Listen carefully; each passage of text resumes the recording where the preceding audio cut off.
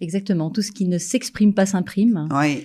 Et effectivement, on voit d'ailleurs physiquement chez les jeunes enfants qui sont introvertis, il y a quand même une allure physique un peu renfermée. Donc maintenant, on peut le déceler plus facilement. Mais c'est vrai que c'était pas quelque chose qui était entendu ou bien accueilli à l'époque.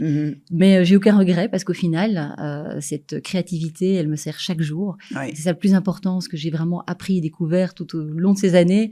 C'est que, comme mon prénom, qui au départ pouvait être quelque chose d'un peu atypique, particulier, ou presque... Justement, c'est de marquer ta différence. C'est de se dire, OK, là, j'ai un talent là-dedans. On l'appelle timidité. Moi, je vais l'appeler créativité. Et donc, c'est de passer d'un à l'autre, de transformer. Et c'est peut-être aussi ça qui m'a donné cette envie d'aller dans le coaching, l'aide aux personnes. Et de se dire, mais regardez là, il suffit d'une personne qui nous dit...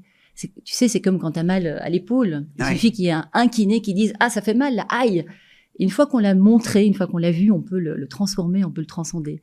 Et je pense que ça, c'est marrant parce que je m'attendais pas du tout à parler de ça ici aujourd'hui. Tu sais, j'étais là, bien préparée. Qu'est-ce qu'elle va bien me poser comme question? Exactement. Et au final, merci.